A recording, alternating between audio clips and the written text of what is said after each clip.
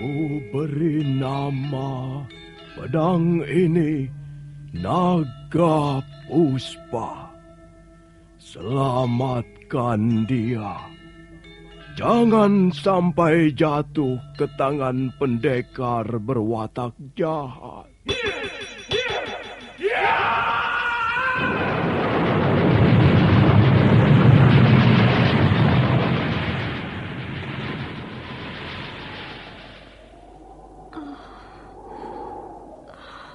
Kakang Kamandanu, kau masih juga tidak percaya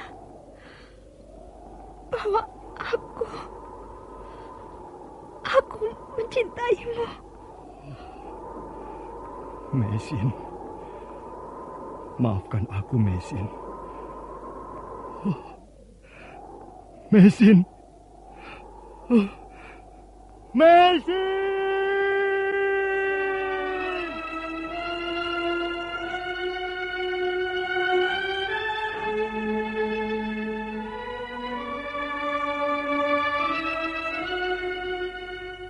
Tutur Tinula.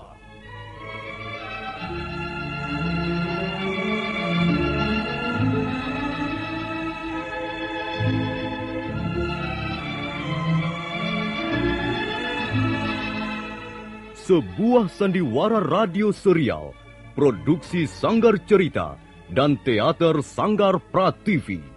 Sebuah kisah dengan latar belakang sejarah runtuhnya Singasari dan berdirinya Kerajaan Majapahit.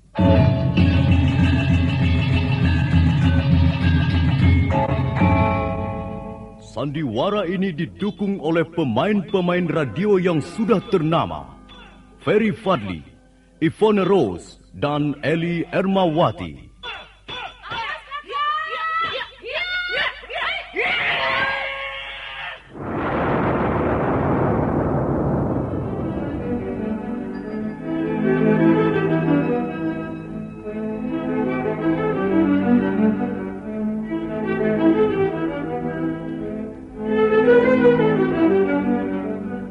Cerita ini ditulis dan disusun oleh S. Tijab.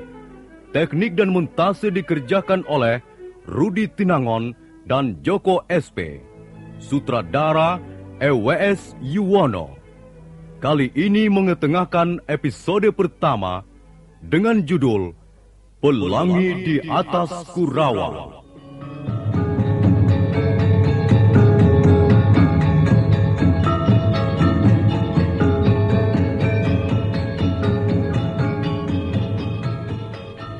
Dalam seri yang ke-26 ini didukung oleh para pemain. Mama Pratomo sebagai Kertanegara, Wahyu sebagai Mengci, Otis Perkasa sebagai Wong Chao, Ape Burhan sebagai Chanpi, Iwan Dahlan sebagai Pranaraja, Benny sebagai Jarawaha, Wawan Gewe sebagai Ganggadara, Kasdu Dewa sebagai Lembu Sora, Heri sebagai Diah Wijaya, Narto Bantul sebagai Arda Raja, Budi Klontong sebagai Nambi, dan Nusri pembawa cerita. Selamat menikmati. Menyantap makanan, mendadak ada seorang yang melemparkan senjata rahasia beracun. Awas!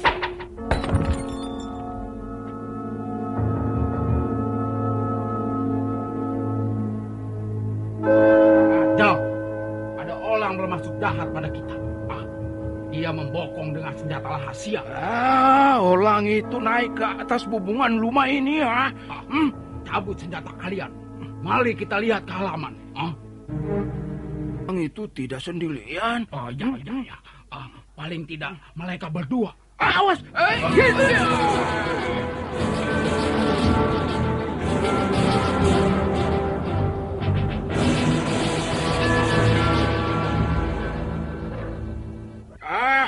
Rupanya kalian bermaksud jahat pada kami, wah.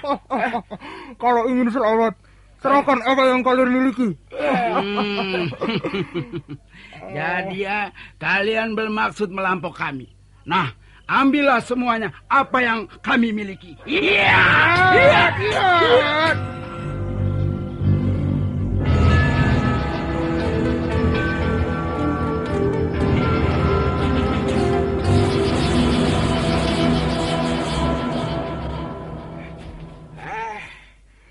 Sudahlah, biar mereka itu pergi. Tak perlu kita mengejar. Apa? Mereka tidak kembali lagi dalam jumlah yang lebih banyak, ha? Kupikir tidak. Rumah penginapan ini memang bagus, nyaman, tempat tidur empuk, udahlah segar, pemandangan bagus. Tapi soal pengamanan payah.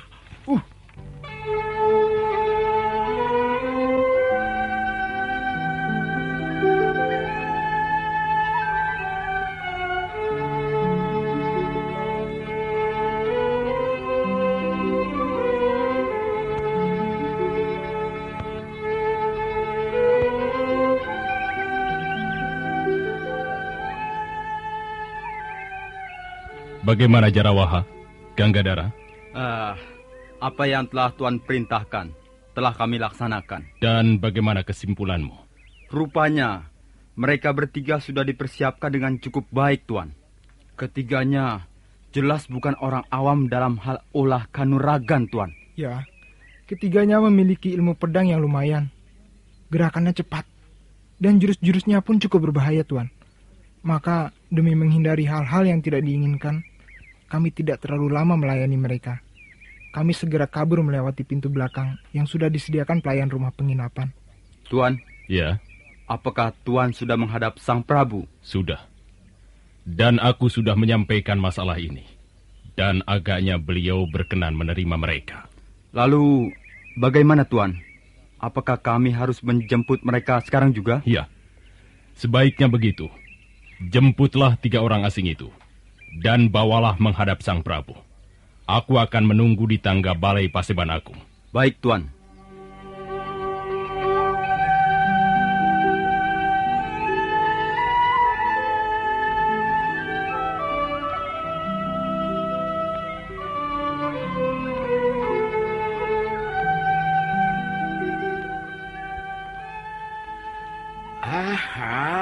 Akhirnya Tuan datang juga.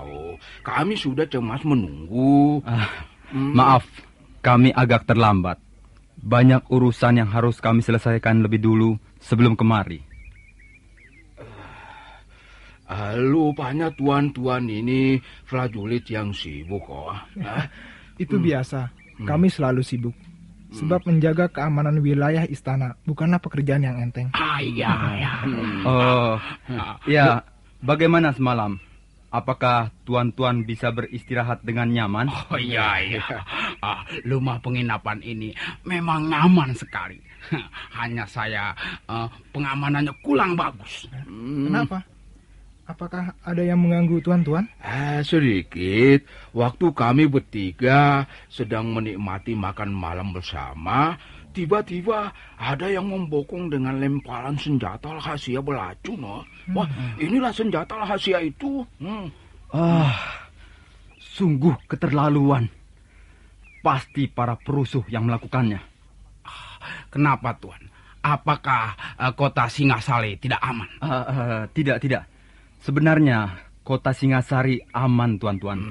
Mungkin mereka itu datang dari daerah yang lain. Kami bertiga sempat bertarung dalam 1-2 jurus dengan orang-orang itu. Dan saya sempat menyelobot lencana ini ya. Bukankah ini lencana prajurit Singasari?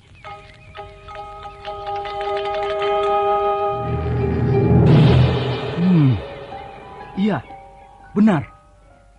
Ini lencana prajurit kami. Bagaimana orang-orang itu bisa mendapatkan lencana ini? Begini, Tuan.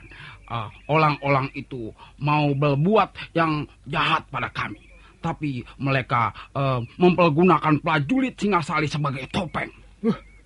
Orang-orang itu pasti akan kami bekuk. Dan mereka harus dihukum picis di alun-alun. Memalukan. Mencemarkan nama baik dan citra kami sebagai prajurit teladan. Tuan-tuan harus memaafkan kami atas keteledoran yang kami buat. Kami sungguh-sungguh tidak menduga bahwa ada perusuh kota yang telah mengincar tuan bertiga. Sudahlah, lupakan saja soal itu. Yang penting kami selamat dan segera bisa menghadap Raja Singasari untuk melaksanakan tugas kami. Kalau begitu, kita bisa berangkat sekarang.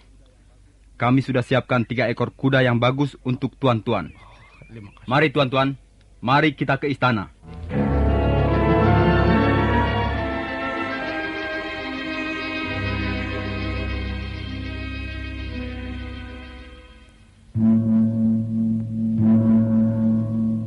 Salam ya Sri Kertanegara. Salam ya Sang Siwa Buddha. Terimalah sembah dan hormat kami. Iya.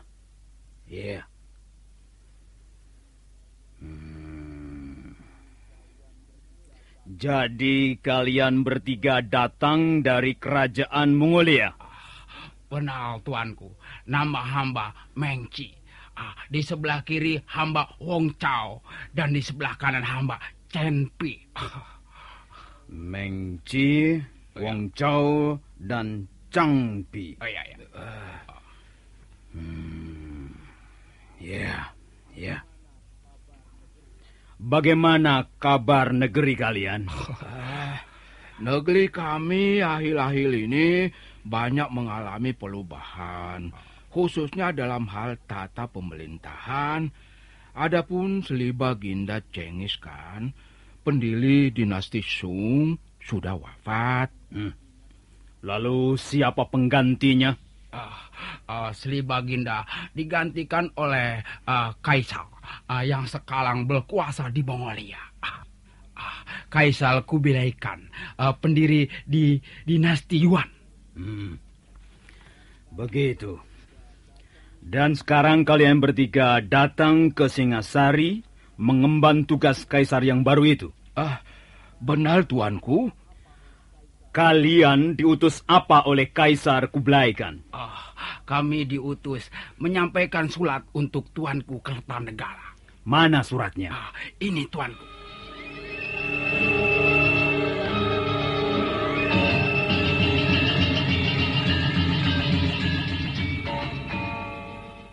Sanggrama Wijaya.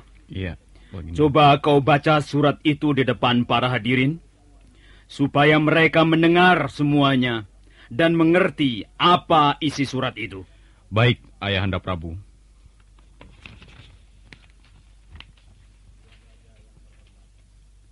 Tuan Raja yang terhormat, saya Kublai Khan adalah kaisar yang baru kerajaan Mongolia. Selama pergantian pemerintahan di negeri kami, yang membutuhkan waktu yang cukup lama, menyebabkan saya terlambat mengirimkan berita ini. Tuan Raja, kami bangsa Mongolia adalah bangsa yang cinta damai, cinta persahabatan. Selama ini kami telah menjalin persahabatan dengan negeri-negeri lain yang jauh, termasuk Tumapel, negeri Tuan Raja. Dan saya menginginkan tali persahabatan itu tetap diteruskan. Karena itu, saya ingin mendengar sikap Tuanku Raja sehubungan dengan adanya pergantian kekuasaan di negeri kami. Tulislah selembar surat yang isinya menyatakan bahwa Tuan Raja bersedia tetap menjalin persahabatan dengan bangsa kami. Tertanda, Kublai Khan, Kaisar Kerajaan Mongolia.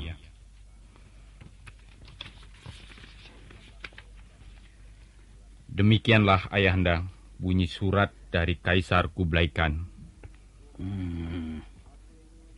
Coba, aku ingin mendengar pendapatmu, Paman Lembu Sora.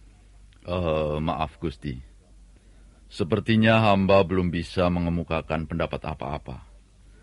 Karena menurut hamba, soal-soal seperti ini perlu dirundingkan lebih dulu dengan seksama.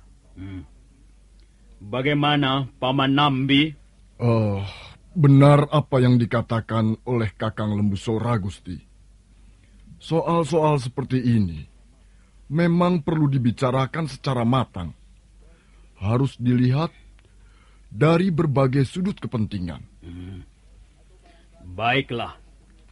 Atau barangkali kau mempunyai pendapat lain, Sanggrama Wijaya, Arda Raja? Tidak, Ayahanda Prabu. Hamba sependapat dengan Paman Lembusora dan Paman Nambi. Hamba pun sependapat dengan Paman berdua dan Kakang Wijaya. Memang sepantasnya hal ini dirundingkan secara matang. Nah, kalian mendengar sendiri bahwa aku belum bisa memberi jawaban atas surat yang ditulis oleh Kaisar Kublai Khan. Lalu, kapan jawaban itu akan kami terima, tuanku? Besok. Besok kalian akan memperoleh jawaban itu dari Prabu Kertanegara.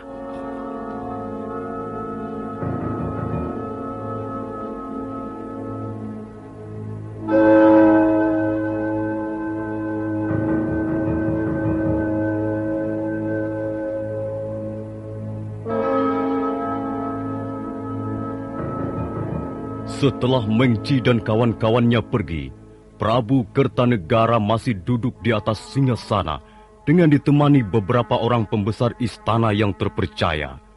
Mereka masih membicarakan perihal surat dari Kaisar Kublai Khan itu. Ya, memang Gusti.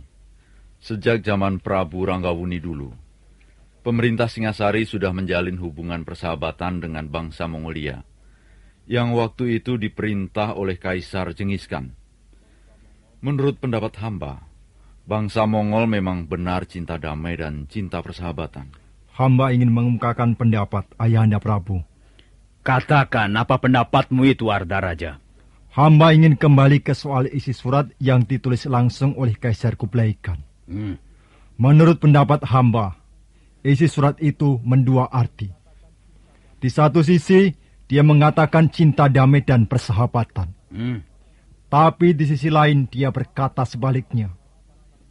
Coba Ayahanda Prabu perhatikan kalimat terakhir isi surat itu. Coba kau bacakan kalimat itu, Sang Grama Wijaya.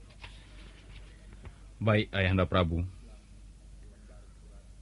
Tulislah selembar surat yang isinya menyatakan bahwa Tuan Raja bersedia tetap menjalin persahabatan dengan bangsa kami. Nah, bukankah nada kalimat itu memaksa? Ayahanda Prabu adalah seorang raja. Bahkan dengan tunduknya Swarna Bumi, kerajaan bangsa Melayu itu membuktikan bahwa Ayahanda Prabu adalah raja besar yang pantas disegani oleh raja-raja yang lain. Seharusnya bunyi kalimat itu tidak boleh begitu, Ayahanda Prabu. Jadi bagaimana pendapatmu, Ardaraja? Ya, menurut pendapat hamba, Ayahanda Prabu tidak perlu menggubris surat itu. Apalagi menulis surat balasan yang isinya setuju. Sebab dengan begitu, Ayahanda berarti tunduk pada Kaisar Mongolia. Maaf, Gusti. Hamba ingin mengemukakan pendapat sehubungan dengan pendapat Angger Ardaraja. Silahkan, Paman Lembusora. Paman Nambi, Ranggalawe, Kebu Anabrang, semuanya saja yang ingin mengemukakan pendapatnya, silahkan bicara secara belak-belakan. Gusti, apa yang baru saja dikemukakan Angger Ardaraja tidak seluruhnya dapat hamba setujui. Memang benar, kalimat itu bisa ditafsirkan sebagai paksaan tunduk pada kekuasaan Kubilai Khan. Tetapi tafsiran seperti itu belum tentu benar, Gusti. Kan bunyinya sudah cukup jelas, Paman Lembusora. Kita bisa mendengar nada paksaan di dalam kalimat terakhir itu. Tapi, Ngger, membaca surat tidak bisa hanya memperhatikan sebagian kecil kalimat saja. Kita harus memperhatikan dan menghargai apa yang ditulis Kubilai Khan pada kalimat-kalimat sebelumnya. Tidak bisa, Paman. Kalimat-kalimat sebelumnya itu ditulis hanya untuk mengaburkan tujuan Kubilai Khan yang sesungguhnya. Menurut pendapat saya, justru kalimat terakhir itulah yang perlu kita garis bawahi. Kalimat itu merupakan inti permasalahan yang ingin disampaikan pada kita. Tanpa bala tentara, tanpa perang yang banyak menyita waktu dan kekayaan negara, Kublai Khan secara licik ingin menundukkan Singasari. Cukup. Cukup, Ardaraja. Kita tidak perlu bertengkar soal ini. Maaf, Ayahanda Prabu. Hamba ingin mengemukakan pendapat kalau sekiranya masih diberi kesempatan. Katakan pendapatmu itu, Sang Grama Wijaya. menurut pendapat hamba, bagaimanapun juga surat itu perlu dijawab. Sebab menjawab surat dengan baik merupakan adat kesopanan bangsa dan leluhur kita. Maksudmu, apakah aku harus menyetujui permintaan Kublai Khan itu? Soal itu sepenuhnya di bawah wewenang Ayahanda Prabu. Ayahanda bisa menulis surat yang senada dengan surat Kublai Khan itu. Maksud hamba, Ayahanda bisa menulis dengan halus, tapi isinya memerlukan penafsiran lebih jauh. Bisa ditafsirkan menyetujui, bisa pula tidak. Apakah itu nantinya tidak merendahkan martabat kita? Benar, Ayahanda Prabu. Jelas jawaban seperti itu akan menunjukkan kelemahan kita. Bukan jawaban dari seorang raja besar. Hamba kira tidak, Ayahanda Prabu. Sebab menurut pendapat hamba, untuk saat sekarang ini kita janganlah membuat perkara yang baru, yang bisa menyeret Singasari ke dalam peperangan besar-besaran. Apalagi untuk berurusan dengan negara Mongolia itu. Ya, benar Gusti Prabu.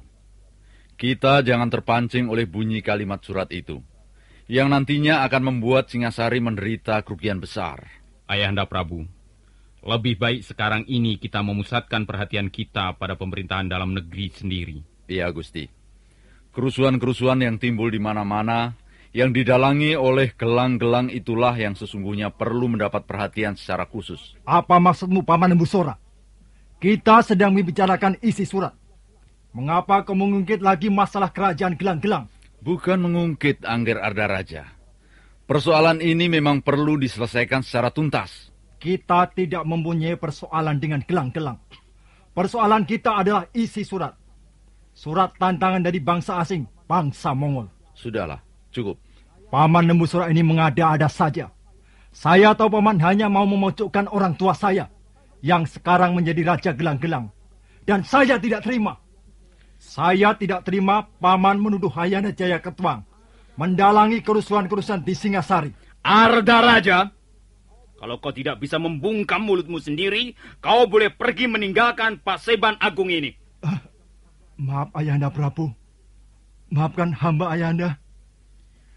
Nah, aku sudah menampung semua pendapat yang kalian lontarkan dalam pertemuan ini tadi. Soal jawaban itu, akulah yang menentukan. Pertemuan ini aku tutup hingga di sini. Selamat ya Sri Kertanegara. Selamat ya Sang Siwa Buddha.